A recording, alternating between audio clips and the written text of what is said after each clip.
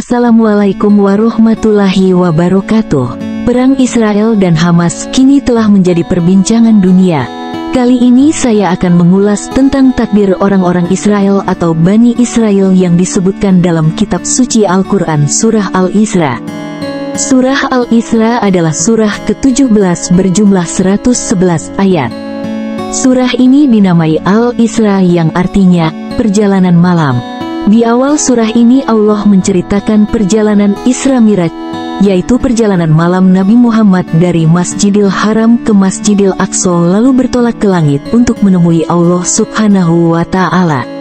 Tapi kali ini saya akan menjelaskan surah Al-Isra ayat 4-7 yang berkaitan perang Israel dan Palestina yang terjadi saat ini. Berikut surat Al-Isra ayat 4-7 yang artinya, "Dan kami tetapkan bagi Bani Israel dalam kitab, sesungguhnya kamu akan membuat kerusakan di muka bumi ini sebanyak 2 kali, dan sesungguhnya kamu akan berlaku sombong dengan kesombongan yang besar. Maka apabila datang janji Allah untuk mengerjakan yang pertama di antara yang keduanya, kami datangkan atasmu hamba-hamba kami yang mempunyai kekuatan hebat, maka mereka merambat masuk ke dalam rumah-rumah. Dan ingatlah janji itu adalah suatu janji yang pasti terjadi.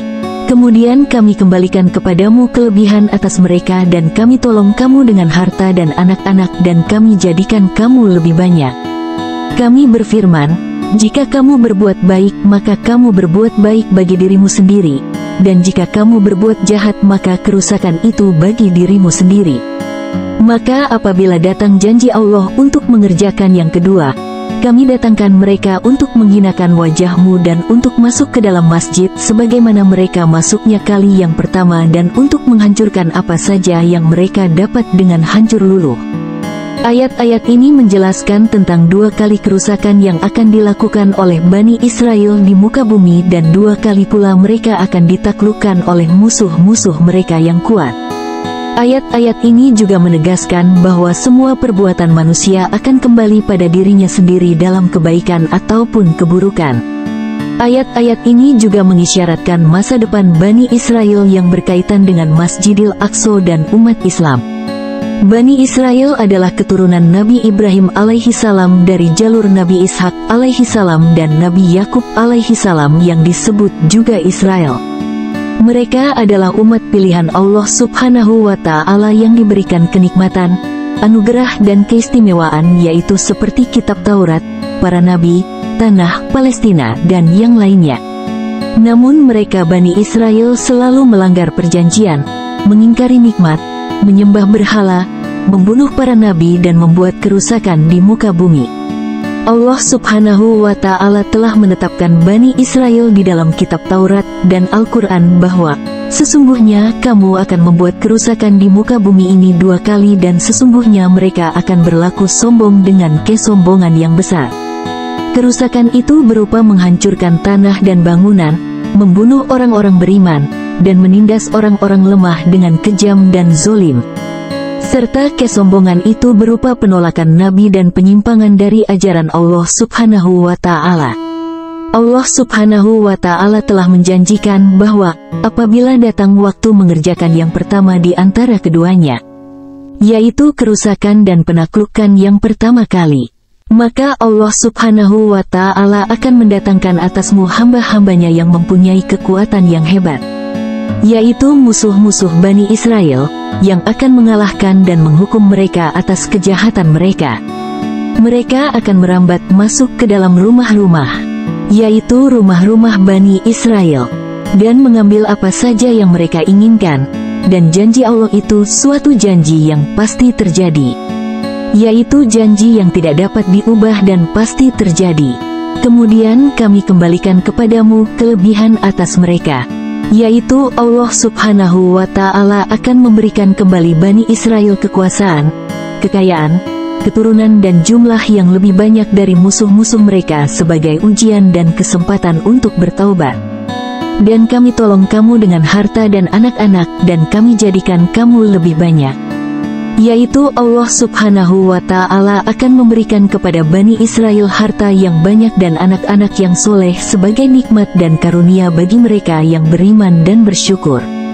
Kami berfirman, Jika kamu berbuat baik, maka kamu berbuat baik bagi dirimu sendiri, dan jika kamu berbuat jahat, maka kerusakan itu bagi dirimu sendiri. Ini merupakan suatu prinsip yang berlaku untuk semua umat manusia, bahwasanya semua perbuatan manusia akan kembali pada dirinya sendiri dalam kebaikan ataupun keburukan. Jika manusia berbuat kebaikan, maka ia akan mendapatkan pahala dari Allah Subhanahu wa Ta'ala. Jika manusia berbuat kejahatan, maka ia akan mendapatkan dosa. Tidak ada yang menanggung beban orang lain dan tidak ada yang mendapatkan hasil usaha dari orang lain.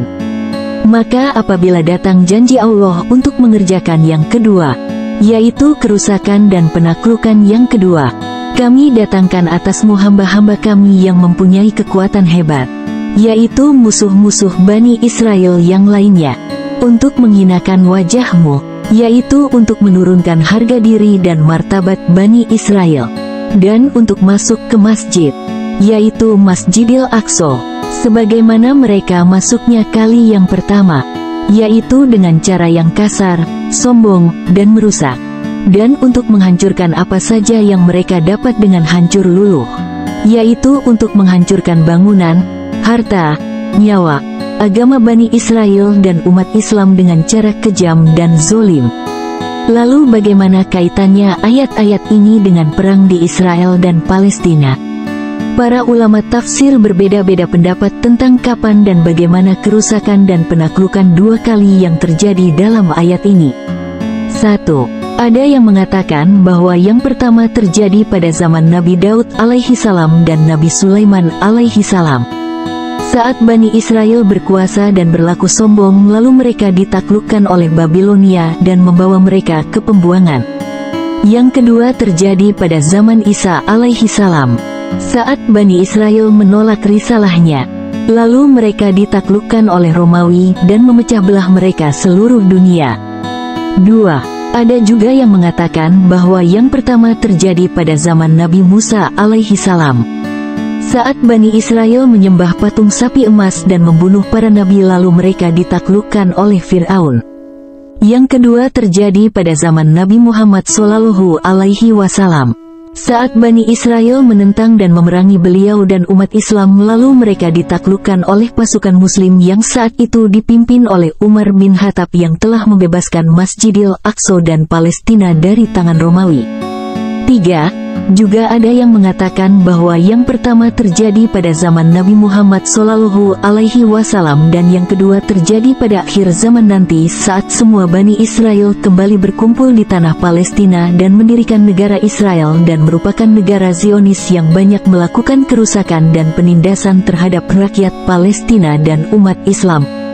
Mereka juga berusaha menghancurkan Masjidil Aqsa. Kemudian mereka ditaklukkan oleh pasukan Muslim yang dipimpin oleh Imam Mahdi dan Nabi Isa alaihi salam yang akan membunuh Dajjal di akhir zaman nanti. Pendapat yang ketiga ini lebih sesuai dengan yang terjadi saat ini di Palestina. Bani Israel atau Israel telah membuat negara sendiri di Palestina, padahal dahulu tidak ada sama sekali negara Israel di Palestina. Mereka datang ke Palestina membuat kerusakan dengan menjajah tanah dan rumah-rumah orang-orang Palestina, bahkan membunuh para wanita juga anak-anak dan menindas warga Palestina dengan kejam dan zolim. Dan itu sangat sesuai dengan ayat-ayat ini, yaitu surah Al-Isra ayat 4-7. Untuk itu sebagai umat Muslim, kita harus membela Palestina dari penjajahan Israel. Karena mereka orang-orang Palestina adalah saudara seiman kita. Bantu rakyat Palestina dengan doa agar mereka tetap bersabar dalam menghadapi ujian ini. Jangan lupa untuk share, like, dan komen agar seluruh dunia tahu. Terima kasih sudah menonton video ini, semoga bermanfaat untuk kita semua. Wassalamualaikum warahmatullahi wabarakatuh.